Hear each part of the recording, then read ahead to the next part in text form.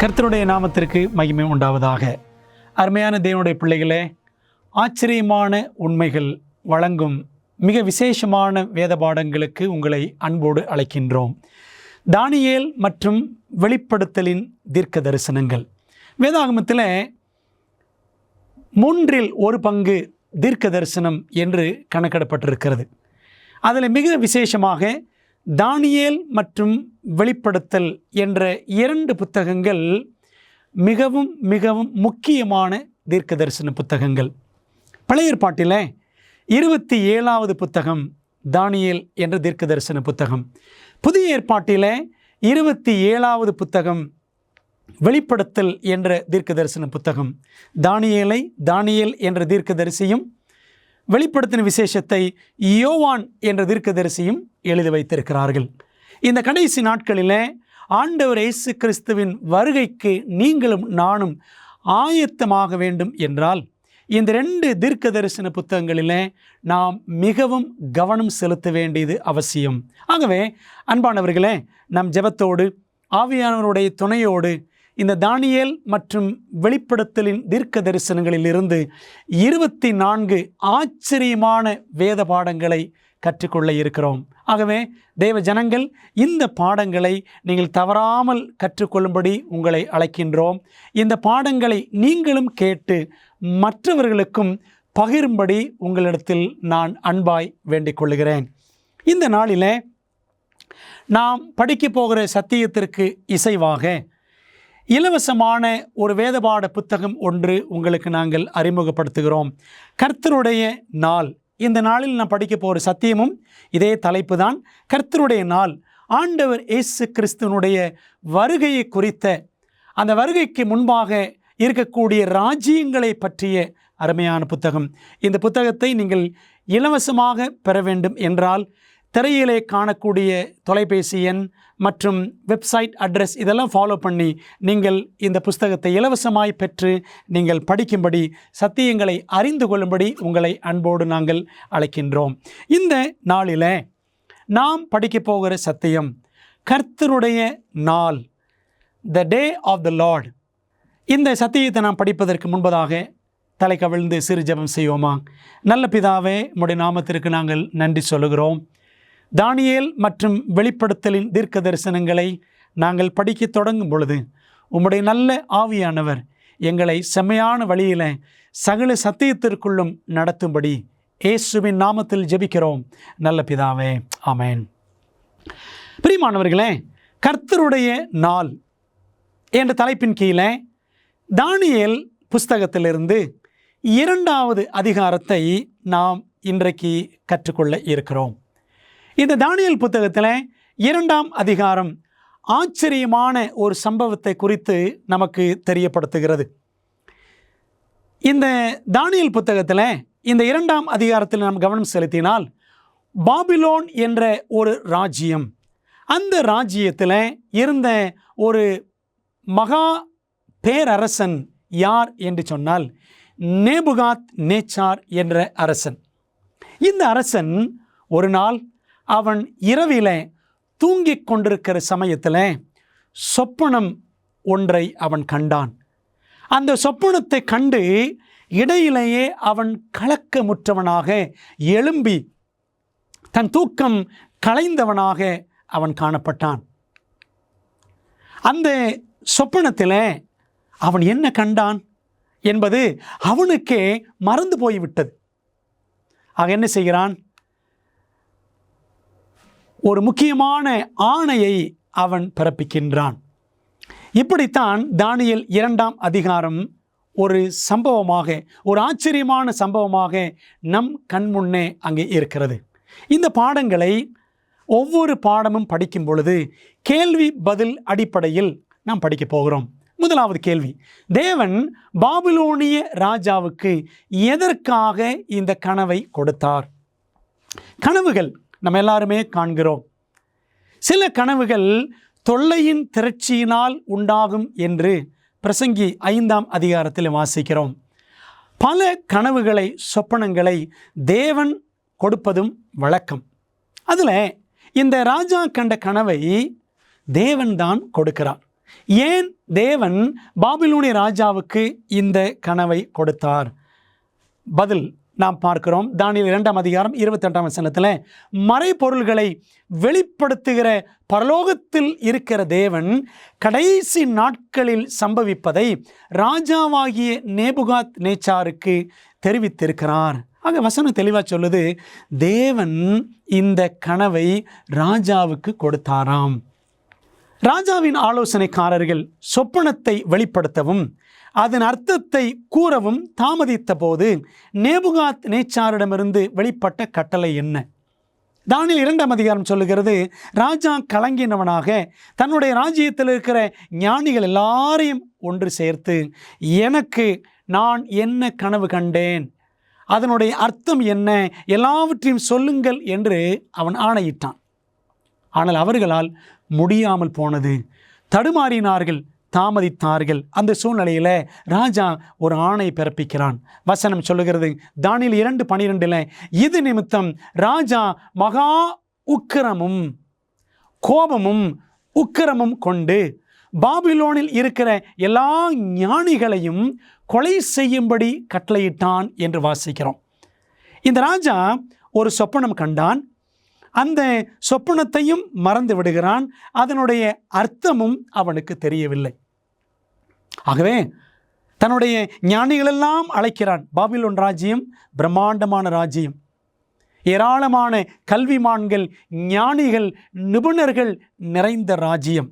இப்படிப்பட்டவர்களை உருவாக்கி தன்னோட ராஜ்யத்தை மிக மேன்மையாக வைத்து கொள்ள வேண்டும் என்று விருப்பம் கொண்டவன் நேபுகாத் நேச்சார். ஆனால் அவனு கீழே இருந்த எந்த ஞானியாலுமே இவன் கண்ட கனவையும் அதற்கான விளக்கத்தையும் சொல்ல முடியவில்லை. இதனால் கோபமடைந்த அரசன் இவர்கள் எல்லாரையும், இந்த பாபிலோனின் ஞானிகள் அனைவரையுமே கொல்ல வேண்டும் என்று அவன் சட்டம் பிறப்பிக்கின்றான். தானியேல் ராஜாவின் தீர்மானத்தை அறிந்தவுடன் அவன் ராஜாவிடம் கேட்டது என்ன, தன் நண்பர்களிடம் கூறியது என்ன? இப்படி இந்த ராஜா ஒரு சொப்பனத்தை கண்டு அது மறந்து போய் அதன் அர்த்தமும் தெரியாமல் அவன் திணறிக் கொண்டிருந்த வேளையில், ஞானிகளும் தடுமாறின நேரத்தில், ஏற்கனவே இந்த ராஜாவின் மூலமாக எருசலேமிலிருந்து ஏராளமான யூத வாலிபர்கள் கைதிகளாக அங்கு கொண்டு செல்லப்பட்டிருந்தனர். அவர்களில் தானியேலும் இருந்தான், தானியேலுடைய நண்பர்களும் இருந்தார்கள். இப்படி ஞானிகள் எல்லாரையும் கொல்ல வேண்டும் என்று ஒரு சட்டம் பிறப்பிக்கப்பட்டிருந்த அந்த நேரத்தில் இந்த தானியேலும் நண்பர்களும் பாபிலோனில் தான் இருக்கிறார்கள். இந்த விஷயம் அறிந்த உடனே ராஜாவின் இடத்திற்கு போகிறார் தானியேல்.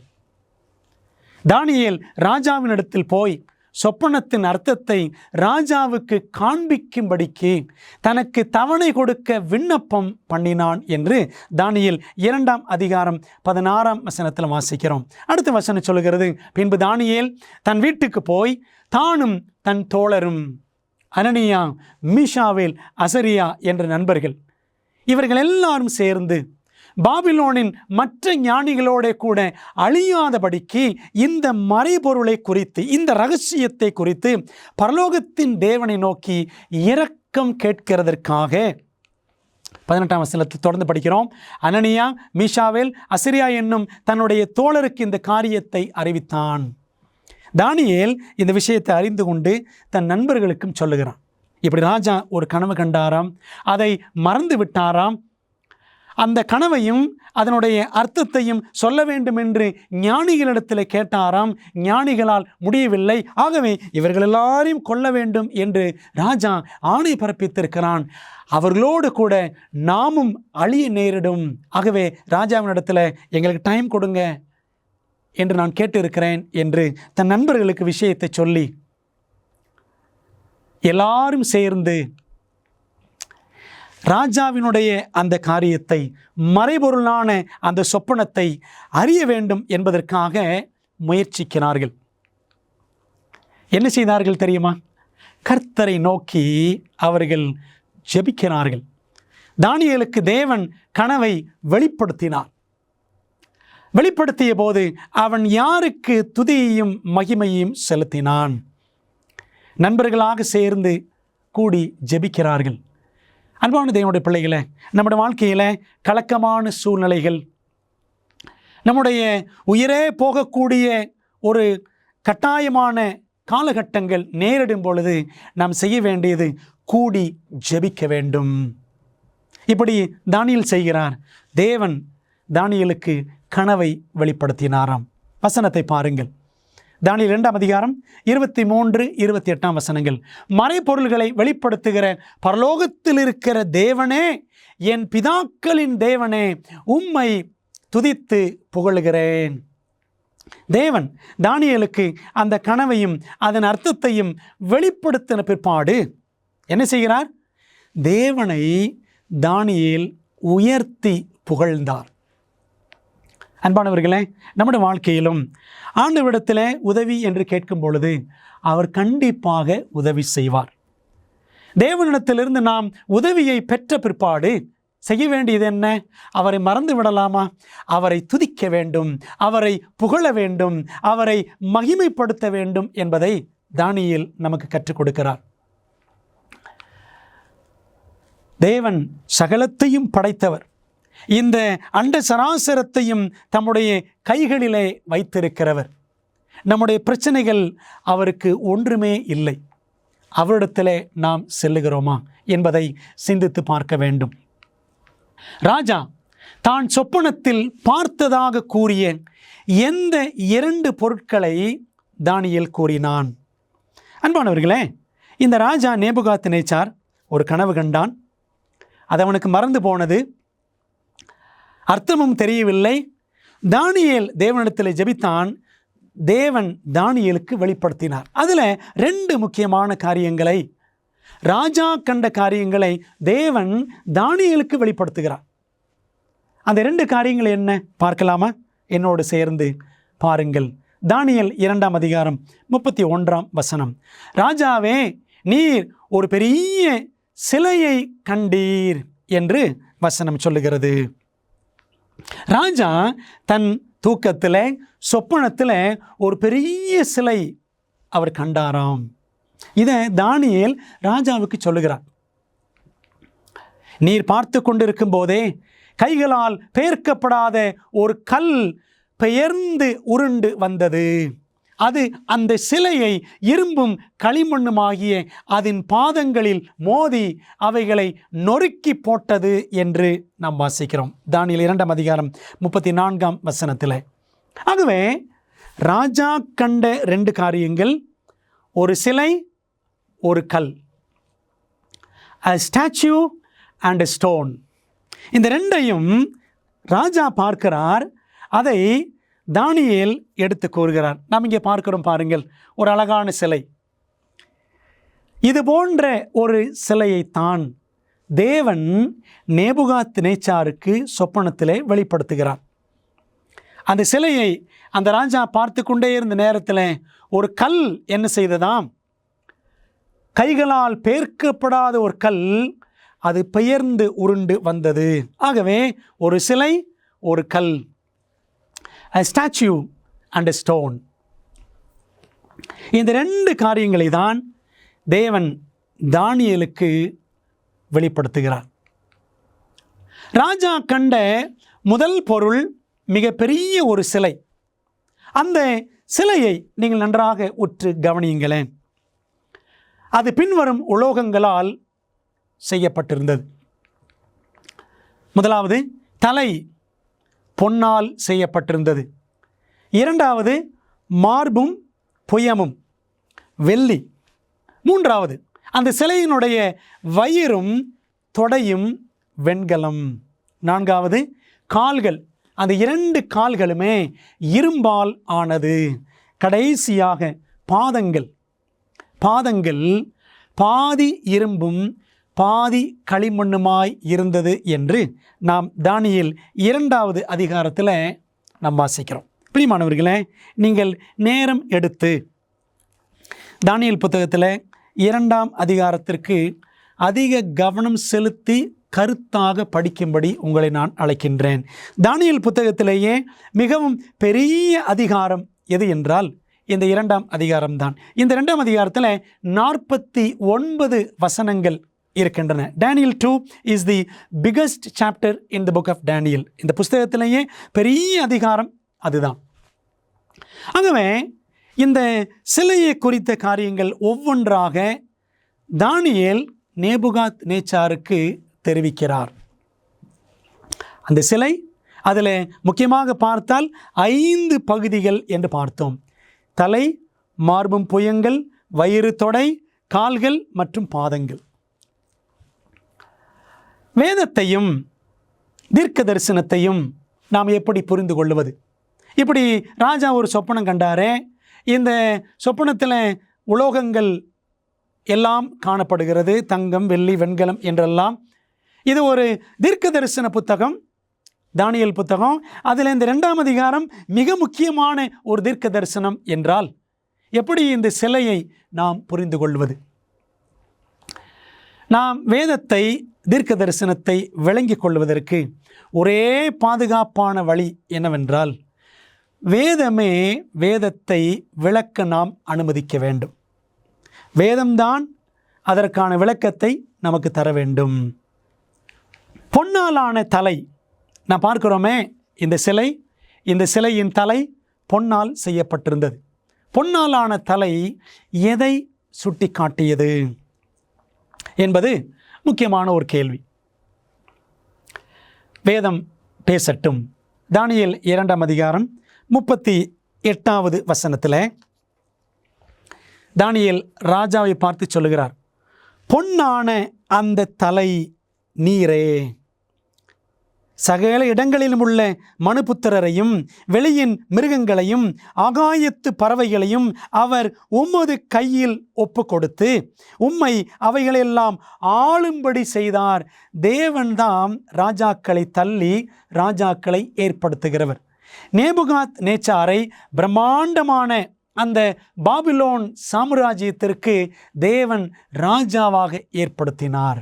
அதனால தான் தானியேல் சொல்றாரு, பொன்னான அந்த தலை நீரே என்று தானியேல் 2ஆம் அதிகாரம் 38ஆம் வசனத்தில் நாம் வாசிக்கின்றோம்.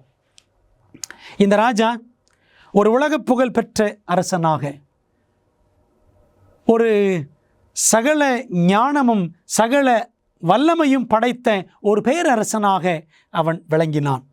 பாபிலோன் என்றாலே இந்த நேபுகாத் நேச்சார் என்ற பெயர்தான் ஒரு முக்கியமான பெயர். அந்த அளவுக்கு பெயர் பெற்றவன் இந்த நேபுகாத் நேச்சார். அதனால தான் பொன்னான அந்த தலை நீரே, பாபிலோன் ராஜ்யம் பொன்னகரி என்று கூட ஏசாயா 14ஆம் அதிகாரத்தில் அழைக்கப்படுகிறது. இந்த பாபிலோனிய சாம்ராஜ்யம் என்றென்றைக்கும் நிலை நிற்குமா? ஏன் கலங்கினான் இந்த நேபுகாத் நேச்சார்? சரித்திரம் சொல்லுகிறது, அந்த காலகட்டத்தில், அவன் சொப்பனத்தை கண்ட அந்த காலகட்டத்தில் பாபிலோன் ராஜ்யமும் இன்னொரு ராஜ்யமும் எகிப்து ராஜ்யமும் யுத்தத்தில் இருந்த ஒரு காலகட்டம் என்று சரித்திரத்தில் வாசிக்கிறோம். ஆகவே அந்த சூழ்நிலையில் தான் இந்த ராஜாவுக்கு சொப்பனம் நேரிடுகிறது. என்னோட ராஜ்யம் நிலைத்து நிற்குமா நிற்காதா என்ற கேள்வி அவனுக்கு உள்ளத்தில் ஏற்பட்டது. பைபிள் மிக தெளிவாக கொடுக்கிற பதிலை பாருங்களேன். தானியேல் சொல்லுகிறார், தானியேல் 2ஆம் அதிகாரம் 39ஆம் வசனத்தில், உமக்கு பிறகு உமக்கு கீழ்த்தரமான வேறொரு ராஜ்யம் தோன்றும் என்று வாசிக்கிறோம். அப்போ பொன்னான அந்த தலை நீரே, ராஜாவே, உமக்கு அப்புறம் இன்னொரு ராஜ்யம் தோன்றும். அது வேறொரு ராஜ்யம் என்று சொல்லுவதிலிருந்து நாம் புரிந்து கொள்ளுகிறோம், கீழ்த்தரமான வேறொரு ராஜ்யம். பாருங்களேன், முதலாம் ராஜ்யம் தங்கம் என்று காட்டப்படுகிறது, அடுத்த ராஜ்யம் வெள்ளி என்று நாம் அங்கே பார்க்கிறோம். மார்பும் புயங்களும் வெள்ளி என்று ஆவியானவர் நமக்கு காட்டுகிறார். அதாவது காலம் செல்ல செல்ல குவாலிட்டி குறைஞ்சிக்கிட்டே போகுது, புரியுதுங்களா? அதே சமயம் அதனுடைய பவர், அதனுடைய வல்லமை, ஆற்றல் கூடுதலாக இருக்கிறதை நாம் பார்க்கிறோம். ஒரு உதாரணத்துக்கு எடுத்துக்கங்களேன். இப்போ தங்கம் என்றால் விலை உயர்ந்தது, வெள்ளி என்றால் விலை குறைந்தது. ஆனால் தங்கத்தை விட வெள்ளி உறுதியில் அதிக சக்தி வாய்ந்தது.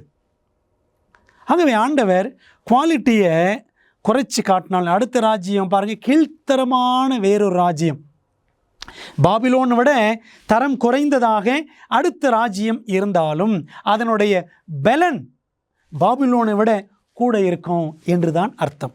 இப்படி தான் நம்ம என்ன செய்யணும், இந்த தீர்க்க தரிசனத்தை விளங்கி கொள்ள வேண்டும் உலோகங்கள் அடிப்படையில்.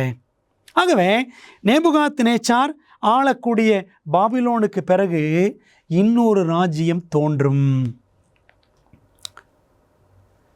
இந்த பாபிலோன் ராஜ்யம் சரித்திரம் சொல்லுகிறது கிமு 539 ஆண்டில் அது முடிவுக்கு வந்தது. அந்த முடிவின் நாளில் பெல்ஷாத்சார், அவன்தான் கடைசி ராஜா, பாபிலோனுடைய கடைசி அரசன், அவன் கொல்லப்படுகிறான். இந்த கதையை நம்ம படிக்கணும்னு சொன்னால் தானியேல் 5ஆம் அதிகாரத்தில் படிக்கலாம்.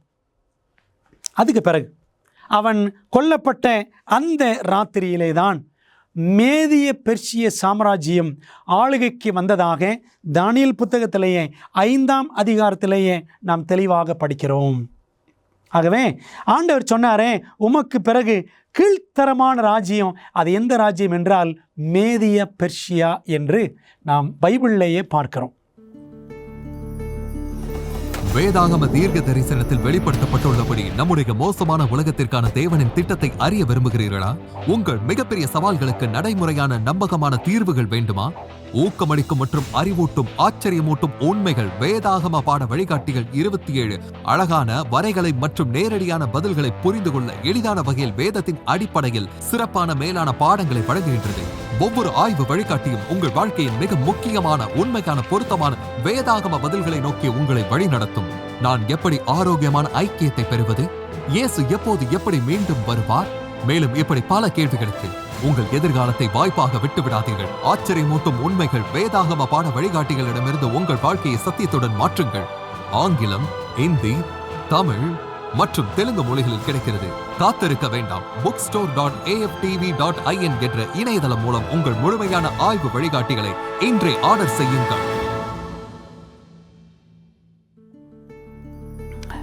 இந்த மேதிய பெர்சியாவுக்கு அடுத்து வந்த ராஜ்யத்தின் உலோகம் எதை சுட்டி காண்பித்தது? அன்பானவர்களே கவனியுங்கள்.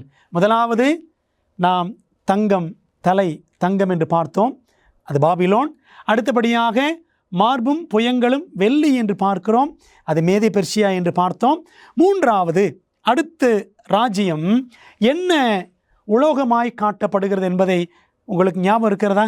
வெண்கலம் என்று நாம் பார்க்கிறோம். தானியேல் 2ஆம் அதிகாரம் 39ஆம் வசனம், பின்பு பூமியெல்லாம் ஆண்டு கொள்ளும் வெண்கலமான 3ஆம் ராஜ்யம் ஒன்று எழும்பும்.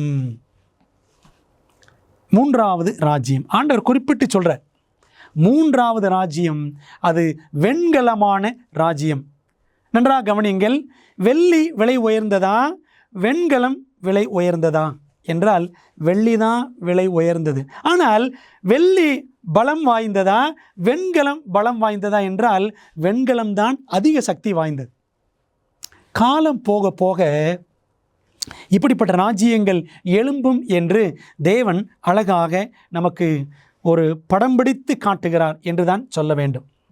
ஆகவே இந்த 3வது ராஜ்யம் கிமு 331 அது ஆளுகைக்கு வருகிறது. அது எந்த ராஜ்யம் என்று நாம் சரித்திரத்தில் படித்தால்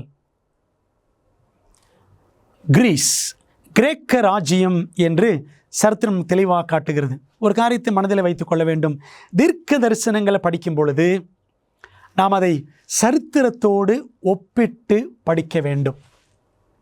அப்படி படிக்கும் பொழுது தான் நமக்கு வேதாகமம் எவ்வளவு தரமான உண்மைகளை நமக்கு தருகிறது என்பது நமக்கு விளங்கும். ஆகவே கிமு 331 கிரேக்க சாம்ராஜ்யம் அலெக்சாண்டர் மூலமாக அது ஆளுகைக்கு வருகிறது. இதைத்தான் வெண்கலமான 3ஆம் ராஜ்யம் என்று தேவன் சொல்லுகிறார். 4ஆம் ராஜ்யத்தை சுட்டி காட்டிய உலோகம் எது? பாருங்க, வெண்கலம். இடுப்பும் தொடையும் வெண்கலம் என்று பார்த்தோம். 4வது பகுதி என்ன? அந்த சிலையினுடைய 4ஆம் பகுதி கால்கள். அது 4ஆம் ராஜ்யம். இந்த 4ஆம் ராஜ்யத்தை ஆண்டவர் எந்த உலோகத்தின் வழியாய் சுட்டி காட்டுகிறார்? வாசிக்கலாம். தானியேல் 2ஆம் அதிகாரம் 40வது வசனம். 4வது ராஜ்யம் இரும்பை போல உரமாய் இருக்கும். இந்த உலோகங்களில் மிகவும் தரக்குறைவானது எதுன்னு பார்த்தீங்கன்னா இரும்பு தான். முதல்ல பாருங்கள், தங்கம் விலை உயர்ந்தது, அதுக்கப்புறம் வெள்ளி, அதுக்கப்புறம் வெண்கலம், 4வது பார்த்தால் இரும்பு. ஆனால் இரும்பு தரம் குறைந்தது என்றாலும் அது உறுதி நிறைந்தது என்பதை நாம் நன்றாக அறிவோம்.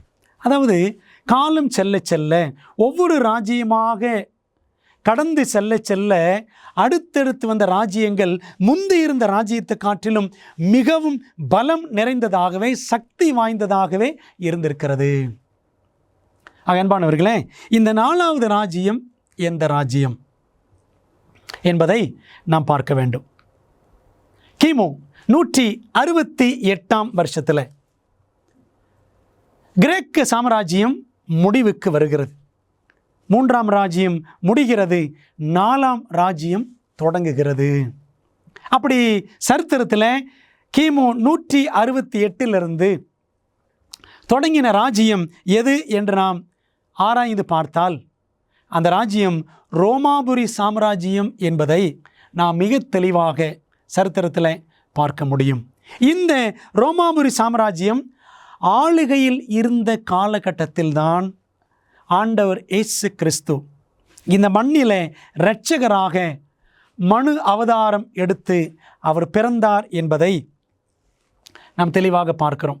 மத்தேயு 2ஆம் அதிகாரம், லூக்கா 3ஆம் அதிகாரம், இதெல்லாம் நீங்கள் படித்து பாருங்கள். படித்து பார்த்தால் ஆண்டவர் இயேசு கிறிஸ்து பிறந்த காலகட்டத்தில் ரோம சாம்ராஜ்யம் ஆளுகையில் இருந்தது என்பது மிக தெளிவாக தெரியும். ஆகவே அந்த 4ஆம் ராஜ்யம் இரும்பு என்று காட்டப்படுகிறது. அந்த ராஜ்யம் ரோமாபுரி என்பதை நாம் சரித்திரத்தின் வாயிலாக புரிந்து கொள்ளுகிறோம். ஆகவே ராஜா ஒரு சிலையை கண்டார் சொப்பனத்தில். அந்த சிலையில் 4 முக்கியமான உலோகங்கள் என்று நாம் பார்க்கிறோம். அதை குறித்த ஒரு சுருக்கத்தை நாம் பார்க்கலாமா? முதலாவது பாகம் என்ன? சிலையின் முதல் பாகம் தலை, அது தங்கம். அது பாபிலோன் சாம்ராஜ்யம் கிமு 612 இருந்து 539 வரை அது பாபிலோன் ராஜ்யம் என்று கண்டோம்.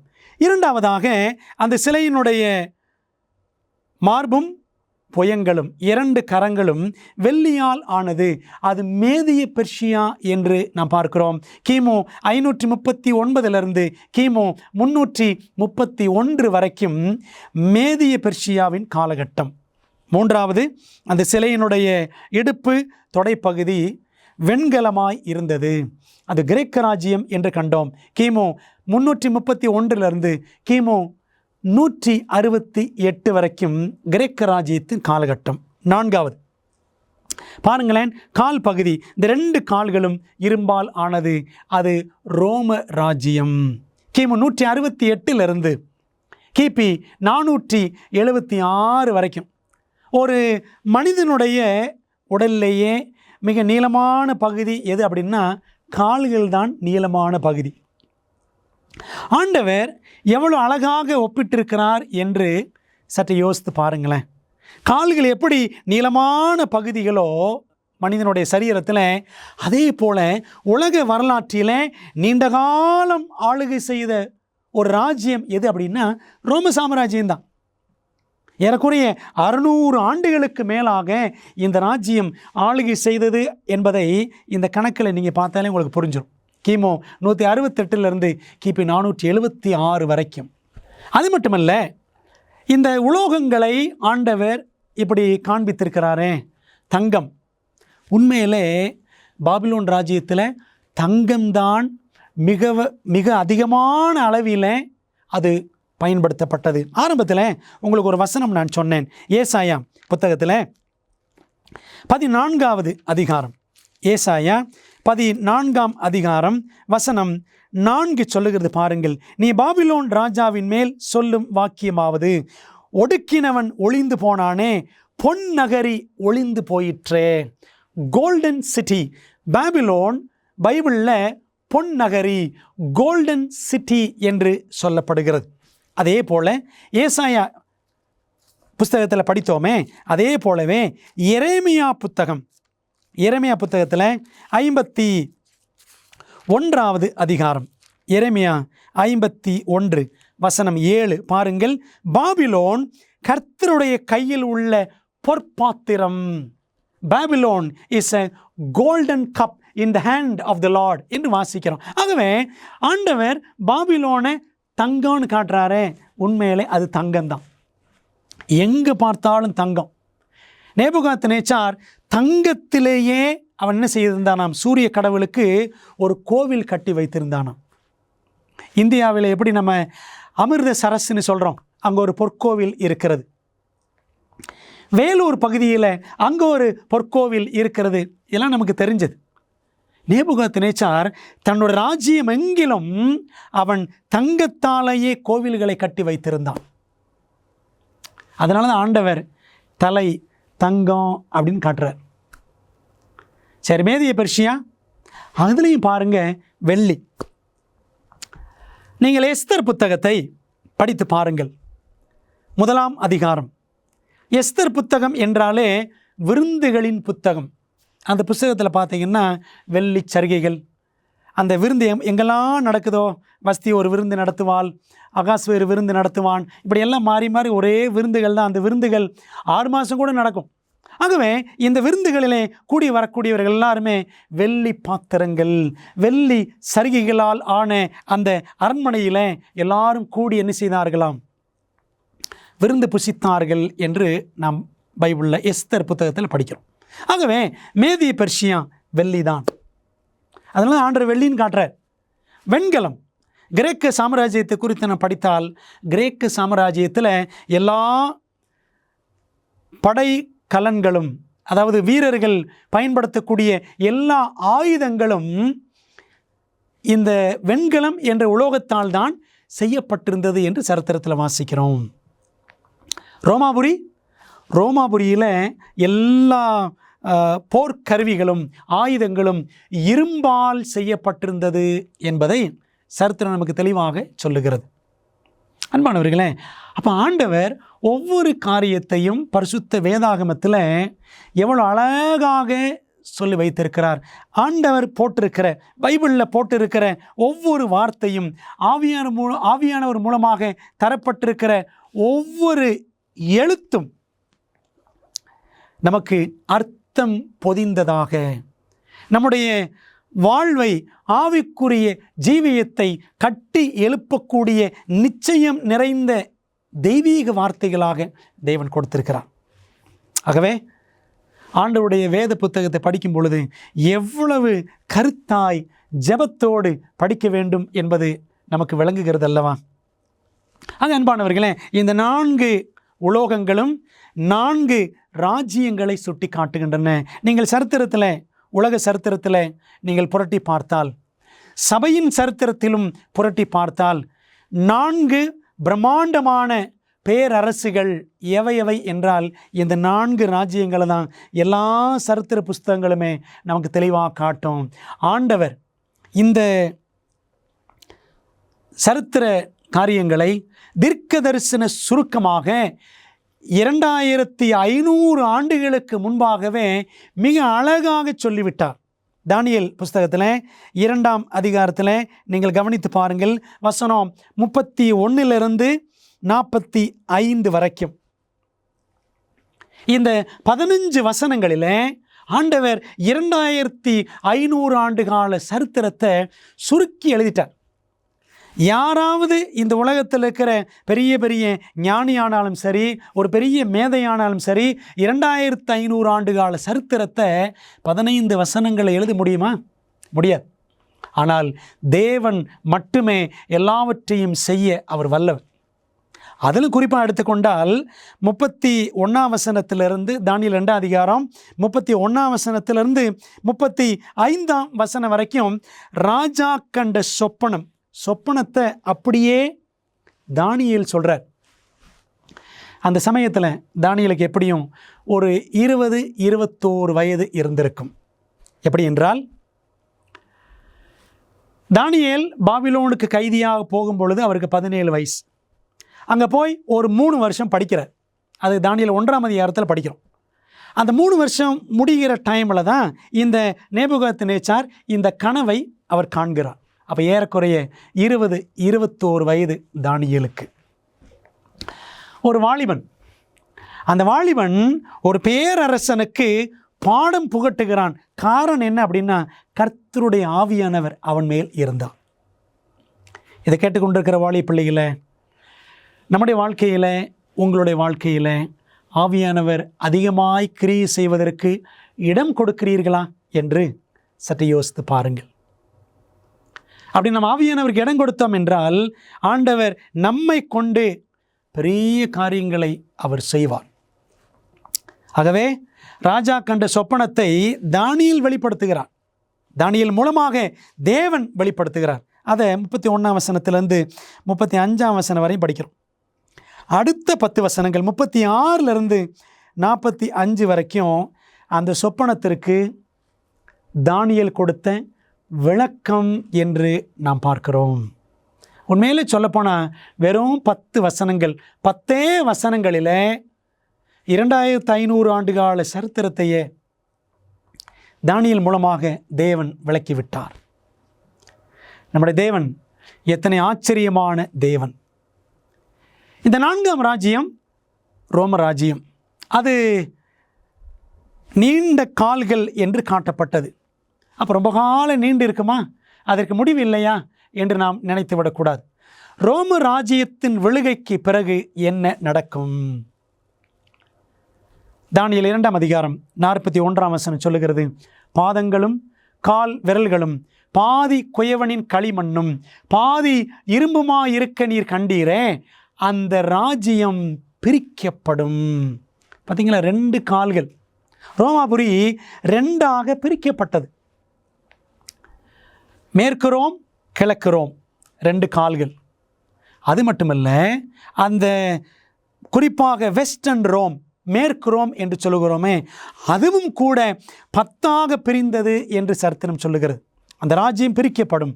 ஆகிலும் களிமண்ணோட இரும்பு கலந்திருக்க நீர் கண்டபடியே இரும்பினுடைய உறுதியில் கொஞ்சம் அதிலே இருக்கும்.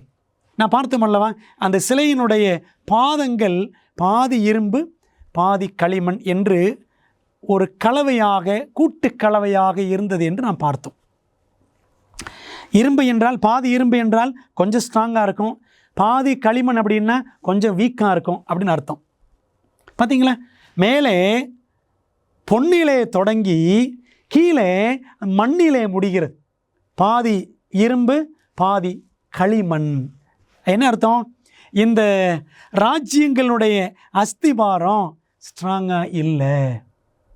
இந்த உலகத்தில் எத்தனை ராஜ்யங்கள் வந்தாலும் எதுவுமே நிலைச்சு நிற்காது என்பது தான் நாம் நம்முடைய மனதில் பதித்து கொள்ள வேண்டிய ஒரு முக்கியமான சத்தியம். அப்போ என்ன அர்த்தம்? ரோம ராஜ்யத்துக்கு பிறகு இன்னொரு ராஜ்யம் வரப்போகிறது. கால் விரல்கள் பாதி இரும்பும் பாதி களிமண்ணுமாய் இருந்தது என்னவென்றால், அந்த ராஜ்யம் ஒரு பங்கு உரமும் ஒரு பங்கு நெரிசலுமாய் இருக்கும் என்று தானியேல் 2:42 வாசிக்கிறோம். உறுதியில்லாமல் ராஜ்யங்கள் பிரிந்து போகும், பிரிந்து போன ராஜ்யங்கள் உறுதியில்லாமல் காணப்படும் என்பதை ஆண்டவர் நமக்கு தத்ரூபமாக சுட்டி காட்டுகிறார். கிபி 476ஆம் வருஷத்தில் ரோமாபுரி சாம்ராஜ்யம் அது வீழ்ச்சி அடைகிறது. அது 10ஆக பிரிந்து போகிற 10 குட்டி குட்டி ராஜ்யங்களாக உடைந்து போகிறதாக சரித்திரம் நமக்கு சுட்டி காட்டுகிறது. நாம் அதை இன்றைக்கும் பார்க்கலாம். இன்றைக்கி நான் பார்க்கக்கூடிய பிரான்ஸ், இங்கிலாந்து, ஜெர்மனி இப்படி நிறைய பார்க்குறோம். பார்த்தீங்களா, இது எல்லாமே ரோமாபுரி 10 துண்டுகளாக உடைந்து போனதே. அப்படி உடைந்து போன ரோமாபுரி ராஜ்யத்தினுடைய பகுதிகள் தான் இன்றைக்கி நான் பார்க்கக்கூடிய சுவிட்சர்லாந்து, இட்டலி, இப்படி எல்லாமே அதை சரித்திரம் நமக்கு தெளிவாக சுட்டி காட்டுகிறது. அன்பான தேவ பிள்ளைகளே, இந்த 10 ராஜ்யங்களும் மீண்டும் ஒன்று சேருமா? ஒன்று சேர்வதால் வெற்றி பெறுமா? ஏன்னா ஆண்டவர் எப்படி காட்டுறாரு பாருங்க. அந்த சிலையினுடைய பாதங்கள், அதில் 10 விரல்கள், அது பாதி இரும்பு பாதி களிமண், உறுதி இல்லாமல் இருக்கிறது. கொஞ்சம் உறுதி, கொஞ்சம் உறுதியற்ற தன்மை. இந்த ராஜ்யங்கள் மறுபடியும் ஒன்று சேருமா?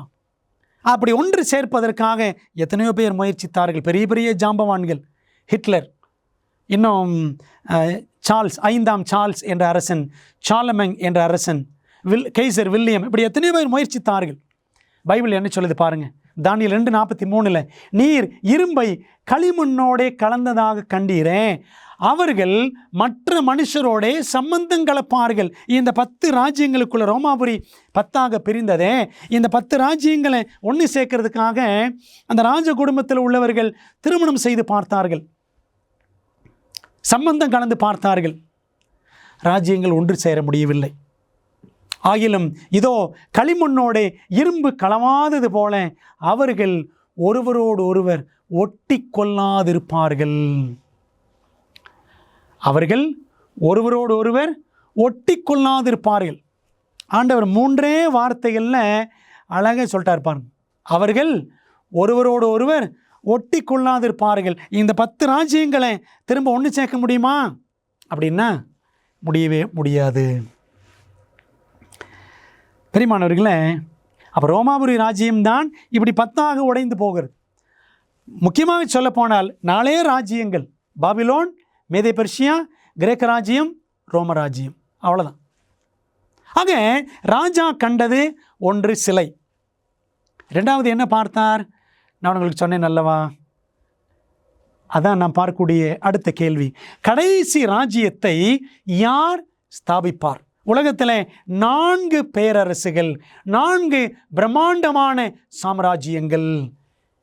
இந்த 4 ராஜ்யங்களை ராஜா ஒரு சிலையாக கண்டார். அடுத்த ராஜ்யம் ஒன்று வருமா? அந்த கடைசி ராஜ்யத்தை யார் ஸ்தாபிக்க போகிறார்? பிரியமானவர்களே, தானியேல் 2ஆம் அதிகாரம் 44ஆம் வசனம். அந்த ராஜாக்களின் நாட்களிலே பரலோகத்தின் தேவன் என்றென்றைக்கும் அழியாத ஒரு ராஜ்யத்தை எழும்ப பண்ணுவார். அந்த ராஜ்யம் வேறே ஜனத்துக்கு விடப்படுவதில்லை.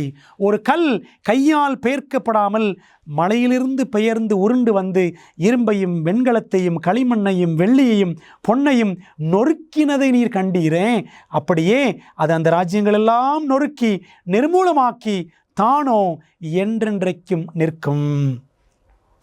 அன்பானவர்களே, ராஜா சொப்பனத்தில் கண்ட பொருட்கள் 2.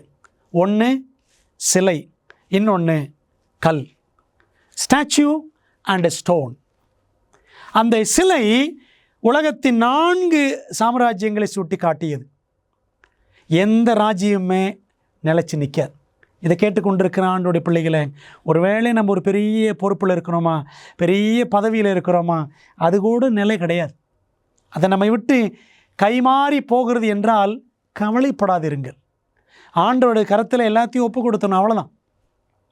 பிரியமானவர்களே, இன்னொரு ராஜ்யம், நிலையான ஒரு ராஜ்யம், அதான் அந்த வசனம் பாருங்கள். ஒரு ராஜ்யம், அந்த ராஜ்யத்தை ஆண்டவர் கல் என்று காட்டுகிறார். அந்த ராஜ்யம் எங்கேருந்து வரும்? மலையிலிருந்து, உயரமான உன்னதமான இடத்திலிருந்து வரும். அது எப்படிப்பட்டது? கையால் பெயர்க்கப்படாமல் மனிதர்களால் உருவாக்கப்பட்ட ராஜ்யம் அல்ல. அப்போ அந்த ராஜ்யத்தை யார் உருவாக்குகிறார்? தேவன் தாமே உருவாக்குகிறார். அந்த ராஜ்யம் எப்படிப்பட்ட உறுதியுள்ள ராஜ்யமா என்று கேட்டால் அது என்றென்றைக்கும் நிற்கிற ராஜ்யம் என்று நாம் பார்க்கிறோம். அப்படியானால் அந்த ராஜ்யம் எதுதான் என்று நமக்கு மனதில் கேள்வி எழும்புகிறதா? அந்த ராஜ்யம் ஆண்டவர் இயேசு கிறிஸ்துவனுடைய நித்திய பரலோக சாம்ராஜ்யம் என்பதுதான் இந்த வசனத்தில் அழியாத, என்றென்றைக்கும் அழியாத ஒரு ராஜ்யம் என்று ஆவியானவர் நமக்கு சுட்டி காட்டுகிறார். அன்பான தேவ பிள்ளைகளே, ஆகவே உலகத்தின் ராஜ்யங்கள் எல்லாம் ஒளிந்து போகும். போரடிக்கிற அந்த களத்தில் பதரை போல எல்லா ராஜ்யங்களுமே ஒன்றுமில்லாமல் போய்விடும். ஆனால் என்றென்றைக்கும் நிற்கிற ஒரு சாம்ராஜ்யத்தை பரலோகத்தின் தேவன் எழும்ப பண்ணுவார். அதைத்தான் ஆண்டவர் இந்த கல் வடிவிலே காட்டுகிறார். அந்த கல் இயேசுவை குறிக்கிறது. அந்த கண்மலை இயேசுவை குறிக்கிறது. 1 கொரிந்தியர் 10ஆம் அதிகாரம் 4ஆம் வசனம் படித்து பாருங்கள். அந்த கண்மலை கிறிஸ்துவே. மத்தேயு 21ஆம் அதிகாரம் 43, 44ஆம் வசனங்களை படித்து பாருங்கள். இந்த கல்லின் மேல் விழுகிறவன் அவன் நொறுங்கி போவான். இந்த கல் எவன் மேல் விழுமோ அது அவனை நசுக்கி போடும். கண்மலையாய கிறிஸ்துவின் மேல் நாம் விழுந்து விட வேண்டும். கண்மலை கல் என்பது அவருடைய வசனத்தையும் சுட்டி காட்டுகிறது. அன்பான தேவ பிள்ளைகளே, தேவனுடைய வசனம் நமக்கு சுட்டி காட்டுகிறது. தேவனுடைய ராஜ்யம், கண்மலையாய கிறிஸ்து தம்முடைய ராஜ்யத்தை இந்த உலகத்தில் கடைசி சாம்ராஜ்யமாக, நித்திய நிரந்தர நிலையான சாம்ராஜ்யமாக அவர் ஸ்தாபிக்க போகிறார். அந்த நாள், அவர் வரக்கூடிய அந்த நாள், அதுதான் கர்த்தருடைய நாள். அவருடைய 2ஆம் வருகையின் நாள்தான் கர்த்தருடைய நாள். அவர் வரும்பொழுது உலக ராஜ்யங்கள் எல்லாம் ஒளிந்து போகும். தேவனுடைய ராஜ்யம் நிலைத்து நிற்கும். பிரியமானவர்களே, தங்கம் பாபிலோனையும், வெள்ளி மேதி பெர்ஷியாவையும், வெண்கலம் கிரேக்கத்தையும், இரும்பு ரோமாபுரியையும், இரும்பும் களிமண்ணும் பிரிக்கப்பட்ட ரோமாபுரி சாம்ராஜ்யத்தையும் சுட்டி காட்டுகிறது. கிபி 476 துவக்கி ஒரு தனிப்பட்ட ராஜ்யம் எதுவும் இந்த உலகத்தில் ஏற்படவில்லை, இனி ஏற்படவும் ஏற்படாது. ஆனால் இன்னொரு ராஜ்யம் வரப்போகிறது. அந்த ராஜ்யம் கிறிஸ்துவின் ராஜ்யம். அது வரும் மட்டும், இயேசுவின் வருகை மட்டும் இந்த உலகம் இப்படி துண்டு துண்டான நிலைமையிலேயே அது பிரிக்கப்பட்டதாகவே காணப்படும் என்பதை நாம் மனதிலே பதித்து கொள்ள வேண்டும். மற்ற உலக ராஜ்யங்களுக்கு அந்த கல் என்ன செய்தது? பாருங்கள், என்னோடு சேர்ந்து வாசியுங்கள். தானியேல் 2ஆம் அதிகாரம் 34ஆம் வசனம். நீர் பார்த்து கொண்டிருக்கும் போதே கைகளால் பெயர்க்கப்படாத ஒரு கல் பெயர்ந்து உருண்டு வந்தது. அது அந்த சிலையை இரும்பும் களிமண்ணுமாகிய அதன் பாதங்களில் மோதி அவைகளை நொறுக்கி போட்டது என்று வாசிக்கிறோம். எங்கே வந்து மோதிச்சா அந்த கல்? சிலையினுடைய பாதங்களில். நாம் இப்பொழுது எங்கே இருக்கிறோம்? அந்த சிலையினுடைய எந்த பகுதியில் இருக்கிறோம் என்று யோசித்து பாருங்கள். ரோமாபுரி ராஜ்யம் கால்கள், அதெல்லாம் நம்ம கடந்து வந்துட்டோம், தாண்டி வந்துட்டோம். பாதங்களின் பகுதியில் நாம் இருக்கிறோம் அல்லவா? பாதங்களில்தான் அந்த கல் மோதி அந்த சிலை முழுவதையும் நொறுக்கி போட்டது என்று பார்க்கிறோம்.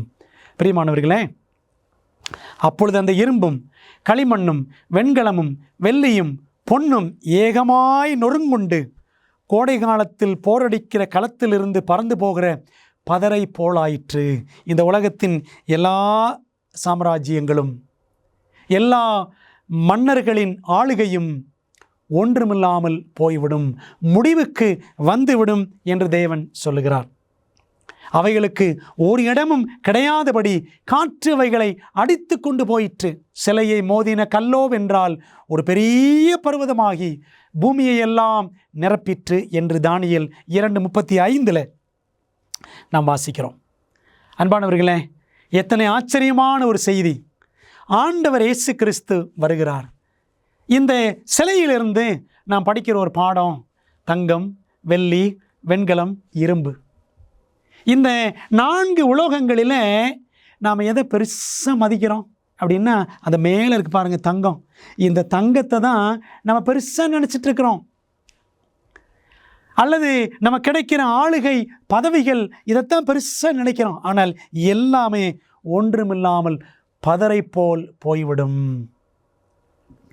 இந்த காரியங்கள் எதுக்குமே, பொன் வெள்ளி இந்த உலோகங்களுக்கோ அல்லது பதவிகளுக்கோ அஸ்திபாரம் உறுதியே இல்லை.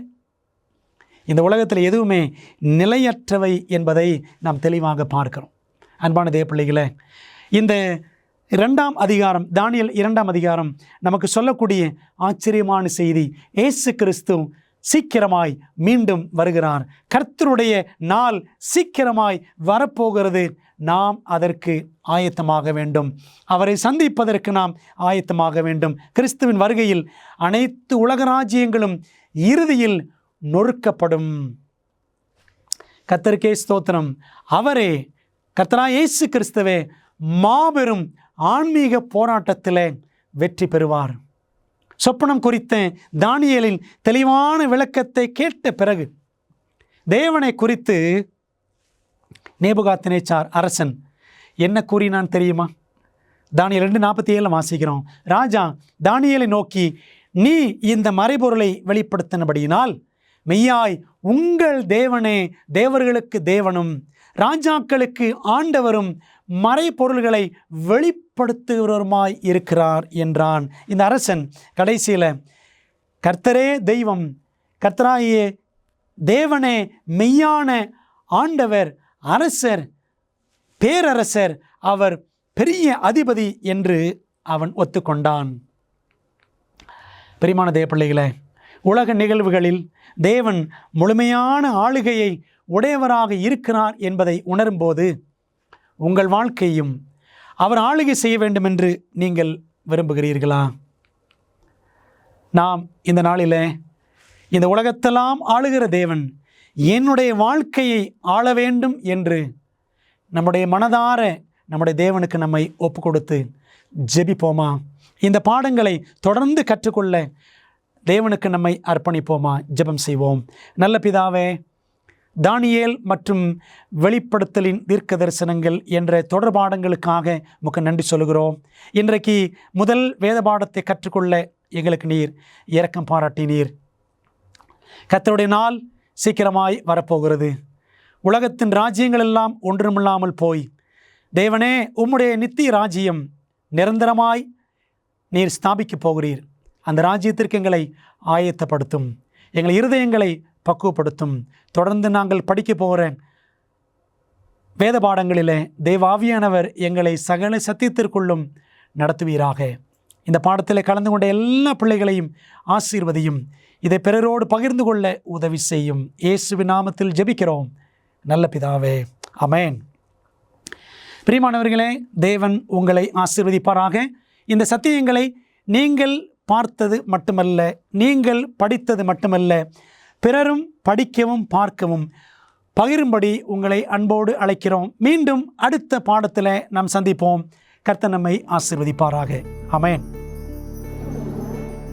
பெரோயா பட்டணத்து சபை விசுவாசிகள் தாங்கள் சத்தியங்களை கேட்ட பிற்பாடு தங்கள் இல்லத்திற்கு சென்று காரியங்கள் இப்படி இருக்கிறதா என்று வேதத்தோடு ஒப்பிட்டு மீண்டும் படித்தார்கள்.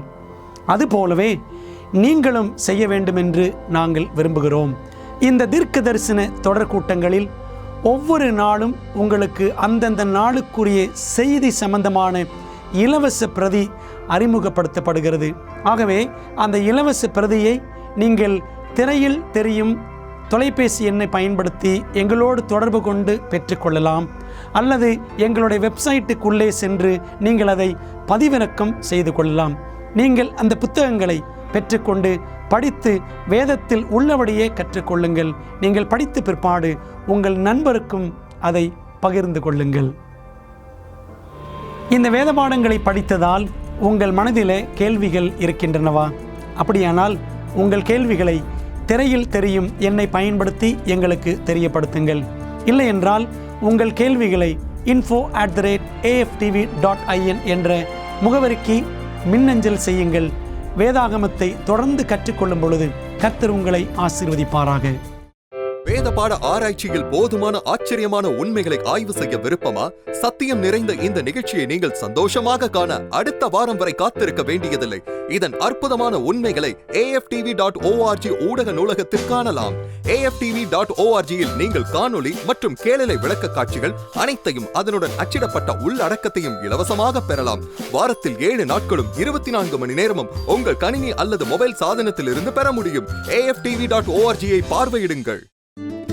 உங்களுக்கு சந்தோஷமாக பொழுதை கழிக்க பிடிக்குமா? எனக்கு பிடிக்கும். என் அப்பா அம்மா அமேசிங் ஃபேக்ட்ஸில் இருந்து அமேசிங் அட்வென்ச்சர் சிறுவர் வேதாகம வழிகாட்டிகளை வாங்கி கொடுத்த போது எனக்கு சந்தோஷமா இருந்துச்சு.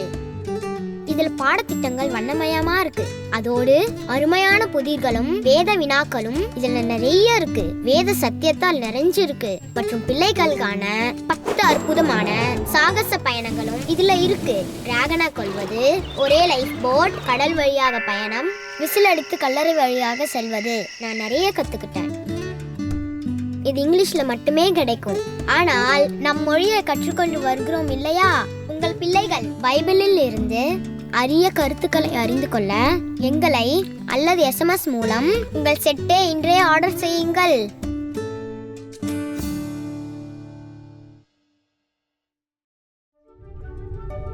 ஐம்பது வருடங்களுக்கும் மேலாக அமேசிங் ஃபேக்ட் ஊழியங்கள் நற்செய்தியை உலகம் முழுவதும் பகிர்ந்து கொண்டிருக்கிறது.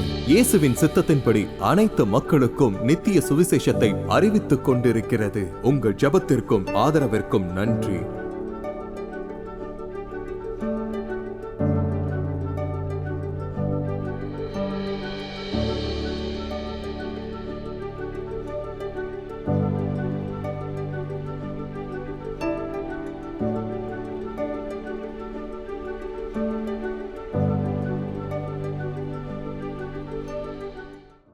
எங்கள் குழுவினரில் ஒருவர் உங்களுக்காக சிறப்பு ஜெபம் செய்ய நீங்கள் விரும்பினால் திரையில் தெரியும் எண்ணை பயன்படுத்தி எங்களை அழையுங்கள் அல்லது உங்கள் ஜெப குறிப்பை prayer@aftv.in என்ற முகவரிக்கு மின்னஞ்சல் செய்யுங்கள்.